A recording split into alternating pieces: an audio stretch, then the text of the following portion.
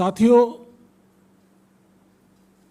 हमारा ex serviceman जो community है वो नेशनलिस्ट कम्युनिटी है, राष्ट्रवादी कम्युनिटी है, और हम लोग देश की एकता और अखंडता के लिए जब नौकरी कर रहे होते हैं, सर्विस में होते हैं, तो बॉर्डर्स पे लड़ाई लड़ते हुए अपनी शहादत भी देते हैं, अपनी कुर्बानियाँ भी देते हैं। लेकिन उसके बाद जब हम वापस सोसाइटी में रिटायरमेंट के बाद आते हैं तो हम एक देश का प्रति एक सोशल पॉलिटिकल दायित्व रखते हैं कि हम अपने देश को सही दिशा निर्देश अपने अपने छोटे छोटे गांवों में, कस्बों में, शहरों में सब जगह देने का काम करें। तो हमारा सबसे बड़ा एक कोर इशू है वन रैंक वन पेंशन का, जो कि यूपीए की सरकार ने 26 फरवरी 2014 के ऑर्डर के तहत और दोनों में पार्लियामेंट के सदन लोकसभा और राज्यसभा में पास कराने के बाद इसको इम्प्लीमेंट करने के लिए एक डेफिनेशन तैयार की थी। और यूपी ने अपने कार्यकाल में तकरीबन 23,000 करोड़ रुपया इस पुरानी पेंशन और आज के जो रिटायर हो रहे थे उन लोगों की पेंशन को कम करने, गैप को कम करने का काम किया। 23,000 करोड़ रुपया उसके लिए 2009 में, 2011 में और 2013 में दिया, और फिर उसके बाद 2014 में उसको इम्प्लीमेंटेशन करने के लिए ऑर्डर निकाल दिया। लेकिन दुर्भाग्य की बात यह है कि बहुत सारे एक्स सर्विसमैन उस समय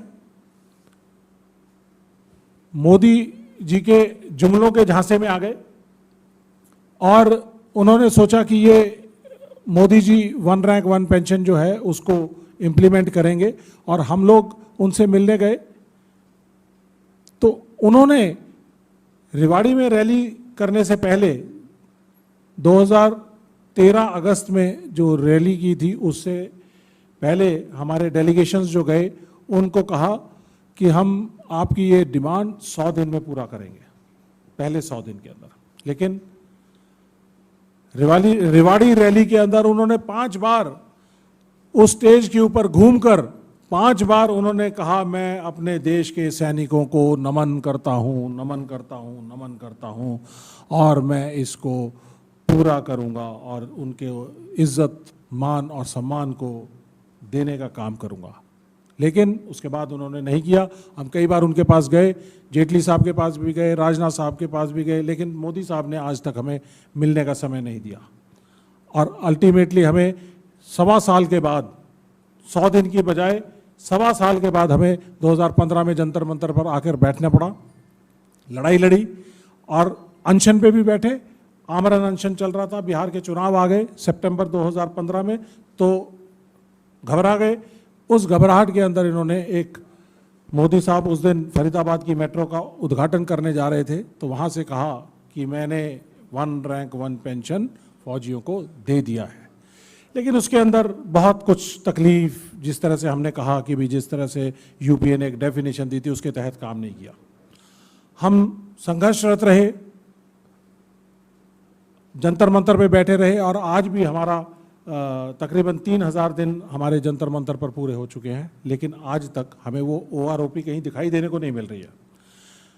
जिस प्रधानमंत्री ने और जिस सरकार ने देश के सैनिकों से, जो देश का सैनिक बॉर्डर पे खड़ा होकर अपनी जान न्यौछावर करने के लिए देश के लिए तैयार रहता है, अगर उससे खिलवाड़ किया या उससे धोखा दिया या उसको जुमले का एक सहारा बनाकर हमारे सामने एक जुमला फेंक दिया, तो ये मेरे ख्याल से हमारे लिए और हमारे देश के लिए बड़ी ही दुर्भाग्य की बात है कि ऐसे लोग दुनिया से छलावा करके उनकी वोट तो ले लेते हैं, लेकिन उनके वादों को पूरा नहीं करते। अब रही बात आज की, वन रैंक वन पेंशन के OROP 2 जो 2019 में मिलना चाहिए था वो नहीं मिला। हम सुप्रीम कोर्ट में गए तो भारत जोड़ो यात्रा के दौरान इतना प्रेशर उनके ऊपर आया, जब मेवात में हज़ारों की तादाद में एक्स सर्विसमैन वहाँ पे मिले राहुल गांधी जी से और यात्रा के अंदर शामिल हुए, तो इन्होंने आनन फानन में उस चीज़ को इम्प्लीमेंट किया, जो कि 9 महीने से सुप्रीम कोर्ट का ऑर्डर लंबित था, हर 3-3 महीने में ये एक्सटेंड करवा रहे थे। लेकिन उसको 21 दिसंबर को जब हम भारत जोड़ो यात्रा में राहुल जी से मिले, उनको मेमोरेंडम दिया, तो उसके बाद इन्होंने एक अगले दिन ही 22 दिसंबर 2023 को मीटिंग करी और OROP2 फाइनल कर दिया। और उससे 5 दिन पहले इन्होंने सुप्रीम कोर्ट के अंदर एक एफिडेविट दिया था, जिसमें उसमें कहा, हमारी मिसलेनियस एप्लीकेशन के ऊपर सुप्रीम कोर्ट में एफिडेविट दिया और उसमें कहा कि सरकार के पास ना तो टेबल है ना पैसा है, तो सरकार उसको इम्प्लीमेंट नहीं कर पाएगी। लेकिन एक चीज़ जब मोदी जी को पता नहीं है कि आप देश के सामने जब बात रखते हो तो बिल्कुल तथ्यों के साथ होना चाहिए। जब सुप्रीम कोर्ट ने 2022 के अंदर 15 मार्च 2022 को ऑर्डर दे दिया था कि 3 महीने के अंदर अंदर इम्प्लीमेंटेशन करो, OROP2 का इक्वलाइजेशन करनी थी, वो नहीं किया। अब पैसे का बजटरी प्रोविजन उनको करना चाहिए था, क्योंकि नया फाइनेंशियल ईयर शुरू हो गया था, होना था, अभी पैसा उनको प्रोविजन रखना चाहिए था। आप ये कैसे कह सकते हैं दिसंबर में जाकर कि हमारे पास पैसा नहीं है? तो इसका मतलब आपकी या तो फॉल्टी प्लानिंग है या आपकी नीयत में खोट है। तो अब हालात इस तरह के हैं। इन्होंने जो 1 रैंक 1 पेंशन का जो मसौदा तैयार किया है, इसके अंदर बहुत ही बुरे रूप से इसके अंदर खामियां, एनॉमलीज क्रिएट कर दी हैं, जिसकी वजह से हमारे JCOs की पेंशन जो है उसमें 6,000 रुपया कम हो गया। जहां 2014 में जो उनको मिल रहा था, 2019 की इंप्लीमेंटेशन हुई तो उसके बाद उसको कम कर दिया, 6,000 कम। तो सारे देश में इसके खिलाफ संघर्ष चल रहा है। लेकिन इसके साथ साथ एक विश्वास की कमी आनी शुरू हो गई है कि भाई कैसे ऐसे कैसे हुआ कि फौज जब लड़ाई लड़ती है तो फौज का अफसर, JCO और अदर रैंक्स, जवान सब मिलकर कंधे से कंधा मिलाकर लॉयल्टी, इंटेग्रिटी, निष्ठा, इस भाव से लड़ाई लड़ते हैं। और आज उन्हीं को ही, उस फैब्रिक को, उस ताने बाने को इन्होंने खराब करने का काम किया है, तोड़ने का काम किया है। और इस की वजह से कुछ चुनिंदा लोगों ने कुछ गलत स्पीचेस भी देनी शुरू की हैं। तो उन स्पीचेस को टैकल करने के लिए additional director general discipline and vigilance defence forces के, उसको एक ये लेटर जारी करना पड़ा है। 26 मई 2023 को ये लेटर जारी किया है। इसकी चाहिए तो इसकी कॉपी ले लीजिए। उसके अंदर उन्होंने कहा है कि इसका असर फौज के अंदर सेवारत सर्विंग सोल्जर्स और ऑफिसर्स और JCOs के संबंधों के बीच में आ सकता है। तो ये म्यूटिनस एक्ट हो सकता है। ये बड़ा ही सीरियस विषय है। तो इस चीज़ को अवॉइड किया जा सकता था अगर मोदी सरकार अगर ढंग से इस चीज़ को इम्प्लीमेंट करती, या उनकी नीयत में खोट है कि वो जैसे दुनिया के बीच में सब जो जाति, धर्म, इस तरह का भेदभाव पूरे देश भर के अंदर कर रहे हैं, तो इस तरह का भेदभाव वो कहीं फौजों में तो नहीं कर रहे हैं। लेकिन इसका असर जो है बहुत दूरगामी होगा। अगर ये फौज के साथ खिलवाड़ करेंगे तो फौज का जो फैब्रिक है, सिस्टम है, उसके साथ खिलवाड़ करेंगे तो ये देश की एकता, अखंडता के लिए बहुत ही नुकसानदेह हो सकता है और हमारी नेशनल सिक्योरिटी के लिए एक बहुत बड़ा खतरा हो सकता है। तो इसलिए मोदी सरकार से रिक्वेस्ट है, इस प्लेटफॉर्म के जरिए मैं उनसे प्रार्थना करना चाहता हूं कि ये इस तरह के जो विसंगतियां हैं उसको बिना किसी देरी के उसको ठीक करें, इम्प्लीमेंट करें, करेक्ट रूप से इम्प्लीमेंट करें। इसके अलावा और बहुत सारे हमारे मुद्दे हैं। इसमें एक चीज़ और मैं जोड़ना चाहूँगा कि 2015 में एक रेड्डी कमीशन बनाया गया इस 1 रैंक 1 पेंशन के लिए। लेकिन हुआ क्या, वो रेड्डी कमीशन को जो है उसका कार्यकाल बढ़ाते चले गए, उसकी रिपोर्ट को इन्होंने साझा नहीं किया।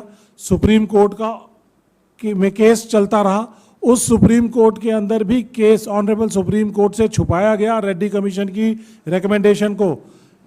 सरकार ने जो ऑर्डर किया था कि 5 साल बाद इक्वलाइजेशन होगी, लेकिन रेड्डी कमीशन की रिपोर्ट कहती है कि 3 साल के बाद इसकी इक्वलाइजेशन होनी चाहिए। तो इसका मतलब सरकार ने ऑनरेबल सुप्रीम कोर्ट से तथ्यों को छुपाया, और जब ये 2022 में जो ऑर्डर आया है तो उसके अंदर सुप्रीम कोर्ट को इस बारे में जानकारी नहीं दी गई है। तो जो सुप्रीम कोर्ट से भी बातों को छुपा सकते हैं, सैनिकों को जुमले के तहत उनकी जो हक अदायगी है वो नहीं कर सकते हैं, तो ऐसी सरकार से हमें नाउम्मीद हम हो रहे हैं। और इसीलिए मुझे लगता है कि 2024 के अंदर इनको यहाँ से हटाया जाएगा और एक्स सर्विसमैन कम्युनिटी पूरी तरह से इनको उठाएगी। इसके अलावा हमने आपके प्रेस नोट के अंदर कुछ और चीज़ें भी मेंशन की हैं। हमारे कई सारे मुद्दे हैं, जैसे विडोज़ की पेंशन है वो 60% हो जाती है, उसको हमने कहा है कि उसको पूरा किया जाए। ऐसे ही रिजर्विस्ट हैं, उनकी पेंशन होती है, या फिर एक मिनिमम सिपाही की पेंशन दी जाती है जो कि 1962, 65 और 71 की लड़ाई लड़े हुए हैं। कुछ ही चुनिंदा लोग हैं लेकिन वो हैं अभी जिंदा हैं, तो उनको प्रॉपर उनके रैंक के हिसाब से उनको पेंशन दी जाए। तो ये उनको मिनिमम 11,000 रुपये की पेंशन या 12,000 रुपये की अभी जो OROP 2 के अंदर दी जा रही है तो वो ना किया जाए। इसके अलावा डिसेबिलिटी पेंशन है, उसको भी हम कहते हैं कि भी उसके अंदर भी थोड़ी पैरिटी लेके आए। इसके अलावा मिलिट्री सर्विस पे हमारे जो सेवा में डिफ़िकल्ट एरियाज़ के अंदर जो सब काम करते हैं, कंधे से कंधा मिला के काम करते हैं, तो उसके लिए मिलिट्री सर्विस पे अलग अलग रैंक की अलग अलग नहीं होनी चाहिए, बराबर सबकी एक जैसी होनी चाहिए। इसके अलावा हम ये कहते हैं कि भाई 80 साल के बाद अब पेंशन को 25% इंक्रीज़ कर देते हैं, तो जब ये 80 ईयर्स कंप्लीट होने की बजाय 79 ईयर्स जब हो जाते हैं या रनिंग 79 ईयर्स होता है तो उस टाइम पे किया जाना चाहिए, 80वां साल जब चल रहा होता है। इसके अलावा हमारी डिमांड है कि जो एक्स सर्विसमैन कमीशन है वो एक बनाया जाए, जिसके अंदर जैसे SC/ST कमीशन है, विमेन कमीशन है, चाइल्ड प्रोटेक्शन का कमीशन है, इस तरह से एक एक्स सर्विसमैन कमीशन होना चाहिए जिसके अंदर हम जो हमारे जो रेगुलर मुद्दे हैं, हमें हर जगह कोर्ट में ना जाके उन मुद्दों को हम वहाँ पे सुलझाया जा सके हमारा। और क्योंकि हमारे जवान कोई 35 साल में, 37 साल में, 40 साल में रिटायरमेंट आते हैं, तो जैसे बाकी सेंट्रल गवर्नमेंट सर्विसेज के अंदर 60 साल तक सेवा करने का मौका मिलता है, तो इसमें एक सेकंड कैरियर ऑप्शन की एक स्कीम ज़रूर आनी चाहिए, ताकि उनको अपने जो उनका टैलेंट है, उनकी क्वालिफ़िकेशंस हैं, एक्सपीरियंस है, उसके हिसाब से उनको दूसरी किसी सर्विस के अंदर मौका दिया जाए ताकि वो 60 साल तक सेवा दे सकें। और इसके साथ ही एक और बहुत इम्पॉर्टेंट चीज़ है कि हमारे फौजी भाई जो रिटायर होके आ जाते हैं वो बहुत सारी जगहों पे सिक्योरिटी की एजेंसीज़ के अंदर काम कर रहे हैं।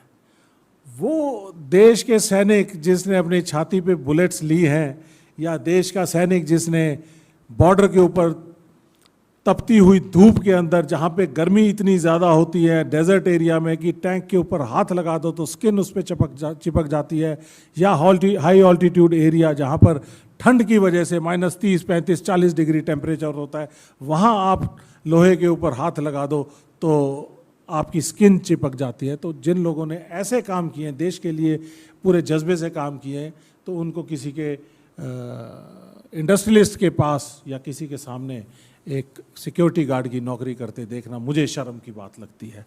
तो उनके लिए सेंट्रल गवर्नमेंट ने प्रोविज़न किया था यूपीए सरकार के कार्यकाल में कि 10% रिजर्वेशन सभी जगह पे, सभी कैटेगरीज़ के अंदर दिया जाएगा। तो उसके तकरीबन 7,82,000 पद खाली पड़े हैं। वो 7,82,000 पद अगर तत्काल भर दिए जाएं तो हमारे बहुत से जवानों को, बहुत से सेवानिवृत्त जवानों को फ़ायदा मिलेगा। ये हमारी एक बहुत बड़ी डिमांड है। और इसके बाद हम ये भी कहना चाहते हैं कि एक कोवेनेंट एक्ट होना चाहिए जिसमें सरकार सेवानिवृत्त जवानों के बच्चों की, फैमिलीज़ की, जैसे कि यूरोप के अंदर अमेरिका के अंदर, कनाडा के अंदर, ऑस्ट्रेलिया के अंदर कोवेनेंट एक्ट है, जिसके अंदर सरकार की जिम्मेदारी है कि जो अपने सैनिक हैं, पूर्व सैनिक हैं, उनके बच्चों का, परिवारों का ख्याल रखें। तो ये एक नेशनल जिम्मेदारी होनी चाहिए, देश की एक राष्ट्रीय जिम्मेदारी होनी चाहिए कि उनके परिवारों को इज्जत मिले और उनके लिए ठीक से आदर सम्मान हो। और last but not the least, सबसे इम्पॉर्टेंट, हमारे देश इस टाइम पे बड़ा यंग एवरेज एज है, हमारी 32 साल की उम्र है। इस 32 साल की उम्र के अंदर हर बच्चे को नौकरी चाहिए और हर ग्रामीण इलाकों के बच्चों की जो पहला चॉइस हुआ करता था कि मुझे फौज में भर्ती होना है। एक एक फौज की जो भर्ती होती थी उसके अंदर 100-200 वैकेंसीज के लिए 50-50, 60-60 हज़ार बच्चे जो है वो तैयारी करके उसके अंदर compete किया करते थे। तो हमारी सरकार ने देश की सुरक्षा प्रणाली के साथ खिलवाड़ करने का काम किया है और अग्निपथ स्कीम लागू की है, जिसके अंदर 4 साल के अंदर उसको सेवानिवृत्त कर दिया जाएगा। अगर 18 साल का बच्चा फौज में भर्ती होगा तो 22 साल में वो रिटायर हो जाएगा।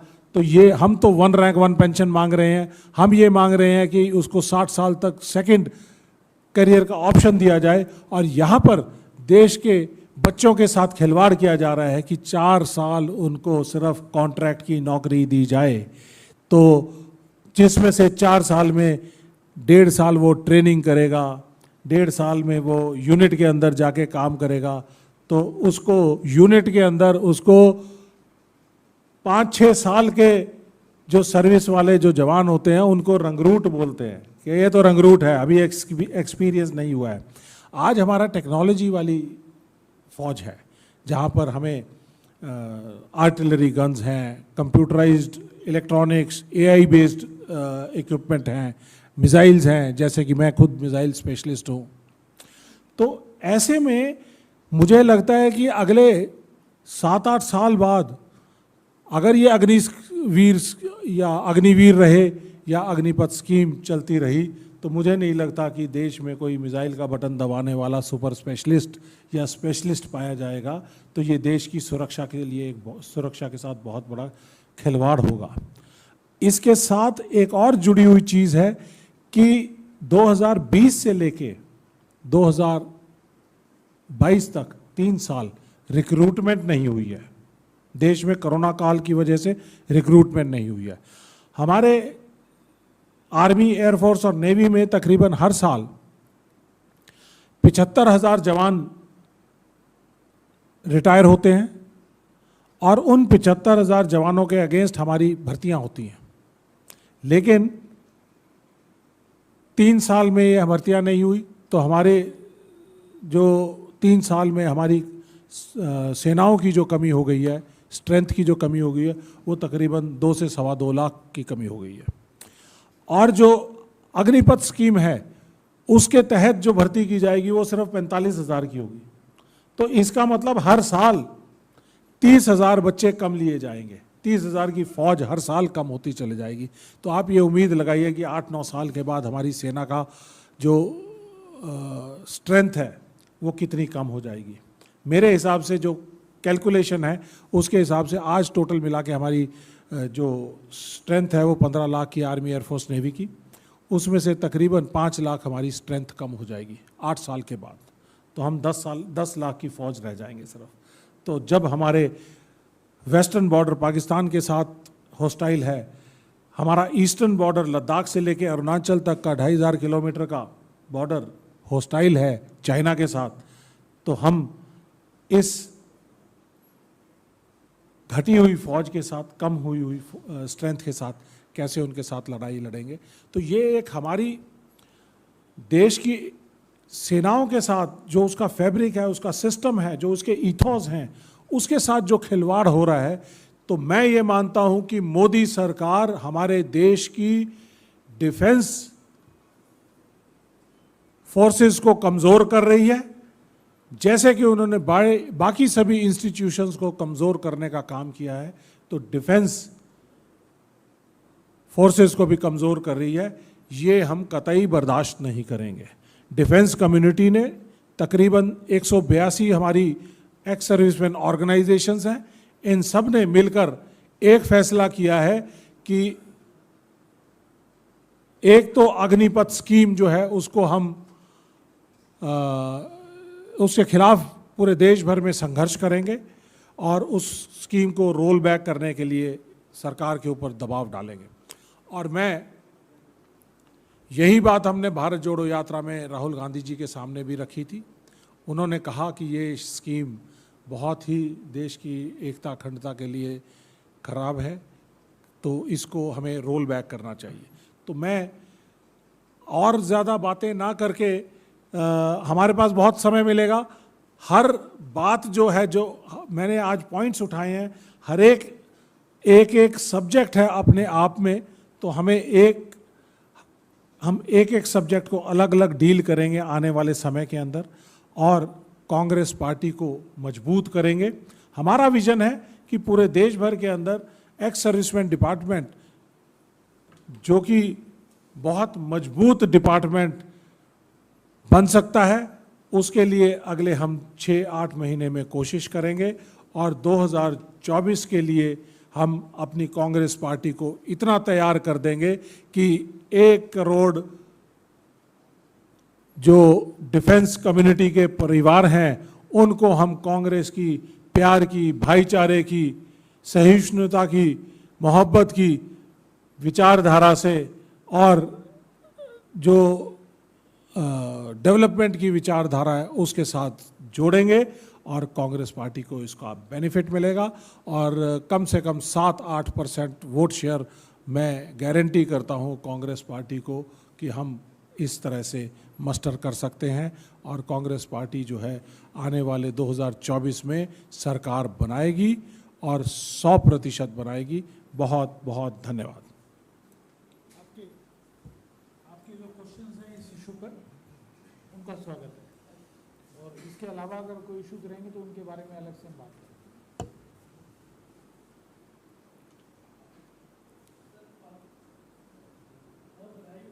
बहुत बहुत धन्यवाद जी।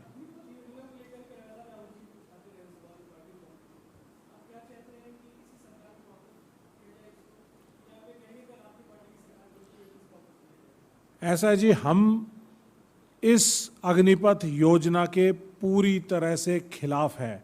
हम पीएम मोदी साहब से गुजारिश करते हैं कि देश की सुरक्षा प्रणाली के साथ खिलवाड़ ना करें और अग्निपथ योजना को आज ही इमीडिएटली इसको रोल बैक करें, वापस करें और अगर नहीं वापस करेंगे तो हम पूरे देश में इसके खिलाफ संघर्ष करेंगे और बहुत बड़ा आंदोलन इसके लिए खड़े करेंगे।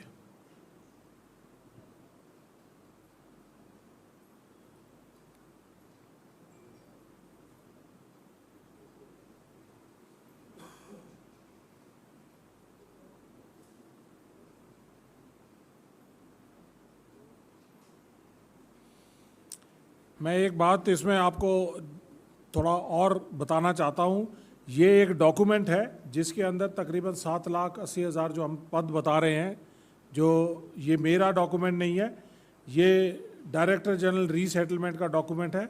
ये बताता है कि देश में कितने सारे जो हैं पद, वैकेंसीज जो हैं सेंट्रल गवर्नमेंट पीएसयूज और सभी जगह पे दी गई हैं, तो उनको तुरंत प्रभाव से इसको भरा जाए।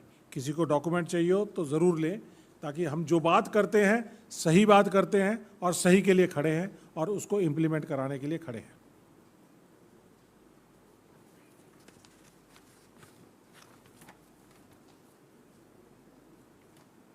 ठीक है जी, थैंक यू, धन्यवाद जी।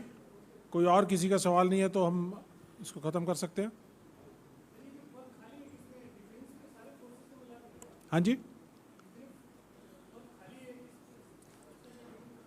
नहीं, ये देखो दो अलग चीज़ हैं। हमारे 15 लाख की फ़ौज है, आर्मी, एयरफोर्स, नेवी, उसमें हर साल 75,000 लोग रिटायर होते हैं और रिटायरमेंट क्योंकि उनकी 35, 36, 37, 38, 40 साल तक हो जाती है, 42 साल तक हो जाती है। अलग अलग पद पे अलग अलग जो सर्विस की लिमिट्स हैं।